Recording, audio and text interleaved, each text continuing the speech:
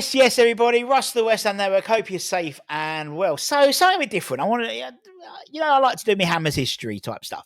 Now, at present, there's this really random seven-a-side tournament in America that West Ham are taking part in. We did it last year when it was. I think last year was the inaugural one, where we had loads like Jimmy Walker and that lot went out there and it all kicked off. Basically, so I decided to take less ex-players out there this year.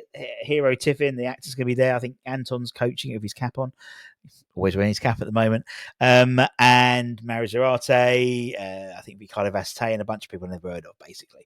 And they're playing random teams like, what was it? Was it the London, the Brown Ballers? I've heard of blue balling, but not brown balling. What does that mean? Villarreal, I think we were playing. We lost to the other day. I think we got a couple of games we're playing this week today as well, and Borussia Dortmund and La Mexicana Express. I think hashtag United are out there as well.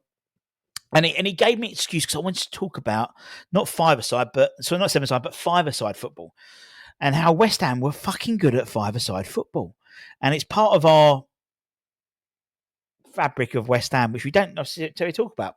But there was, and for some of us slightly longer in the tooth, you were well aware and remember the Evening Standard London five-a-side tournaments.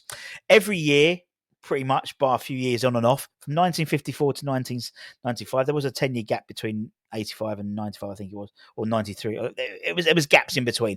But for the best part of that 20, 30 years, every season there was a tournament held in London, usually at Wembley Arena, which was the London five-a-side tournament, and it would be professional sides in London, and sort of London. That sort of definition of what London was grew and grew as less and less interest towards the end. But we'll talk about that towards the end of the video. And it was a five-a-side tournament over an evening, knockout tournaments. And we were really successful. In fact, we won it 3 times. We were the second most successful side. I think QPR are the most successful side in the tournament's history, but then it was West Ham. And as I said, we were very good at it. And the first victory was actually in the golden age of West Ham. It was in 1967. 1967, which was quite a successful period of time for West Ham. So we can add another Wembley trophy, really, to that, if we include the World Cup, obviously, which we won in 1966.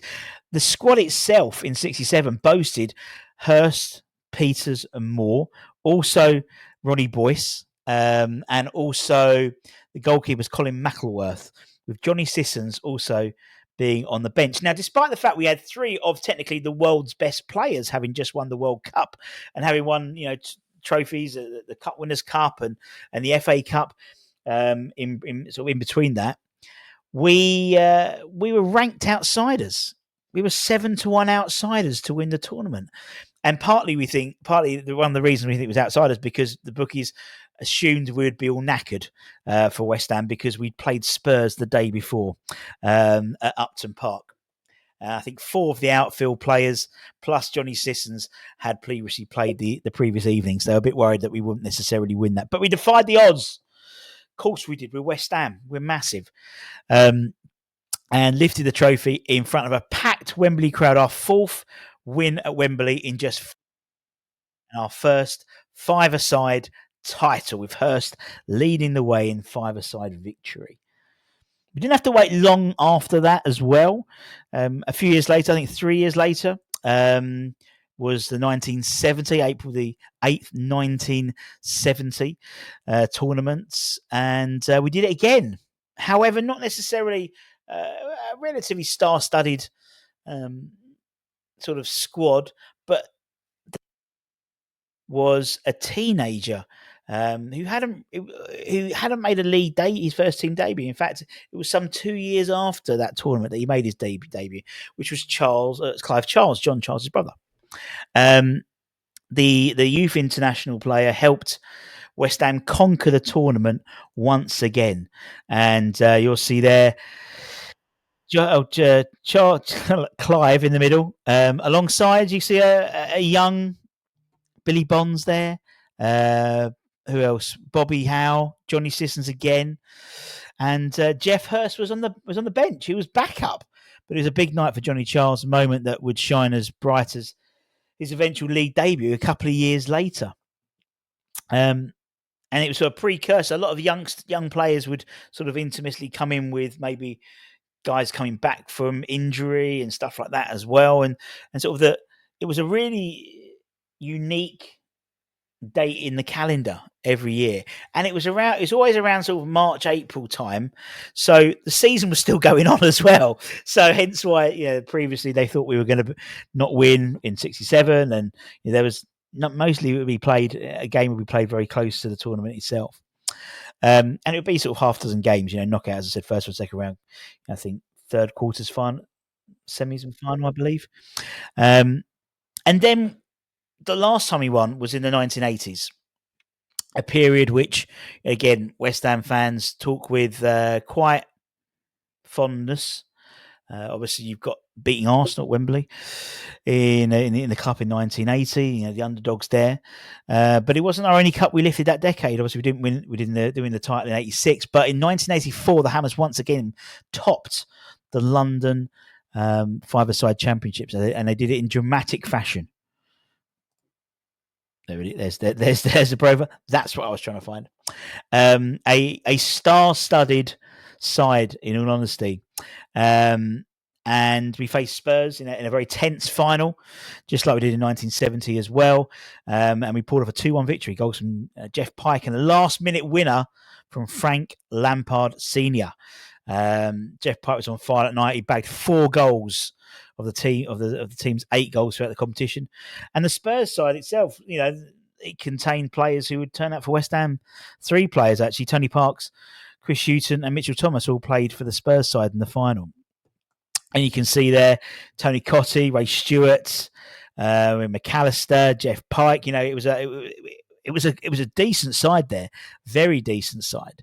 And I think, and what I might do, I might have a chat with Tonka about that, because I'd love to talk about that tournament with him. I'm going to have a chat with him about that. Maybe we'll do a little video about that, because it's a part of history which I never really knew much about at all. And obviously, having read a lot of articles and gone through it, looked at some of the history behind it. It's really interesting. And then in the 80s, the event was actually suspended.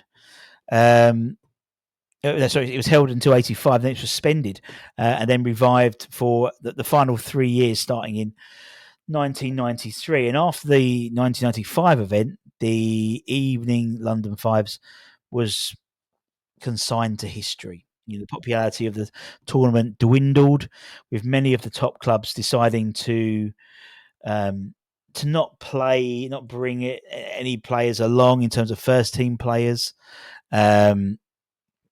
And I mean, it was very much a youth tournament, really, for the top London clubs, and also clubs from outside London were being introduced.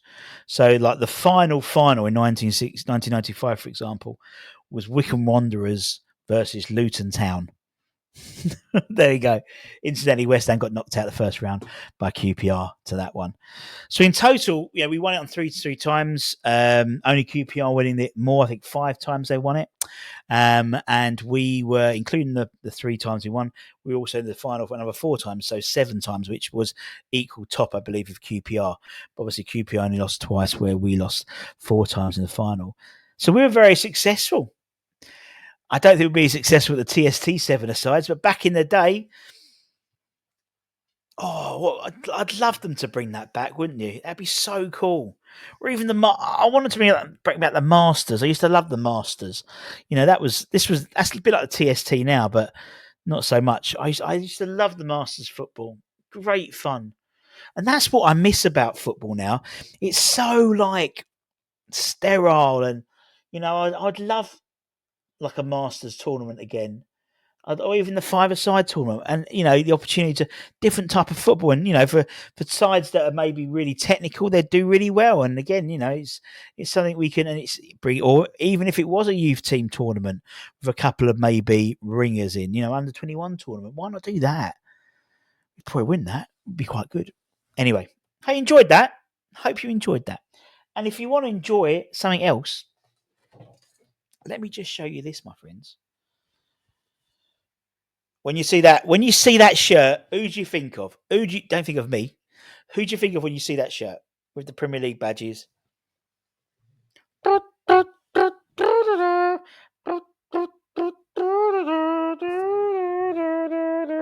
Paolo Di Canio.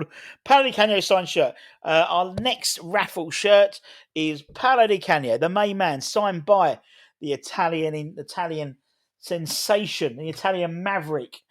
If you want to win that, in the description below, it gives you an idea of the link. It's £5 entry for a ticket. And at the moment, I think we're still at the early bird at the moment. Runs out very shortly, but if you buy 3 tickets, get 1 free. And the draw is next Thursday evening, and then we'll get that sent out on Friday, and hopefully you'll receive it in time for maybe Father's Day, if not the day after, even on Monday, Tuesday, following week. Anyway, for like we do, don't forget to give it a like, comment, share. I've got plenty more of these little sort of history lessons. We're going to be doing one about pre-seasons and some of the lesser known pre-seasons that West Ham endured, whether over in the US or further afield. I'll just leave that as well. And it was a lot longer ago than you think. But anyway, take care, stay safe, stay warm, stay humble, keep the faith, and come on, you bloody irons. Much love. Bye-bye.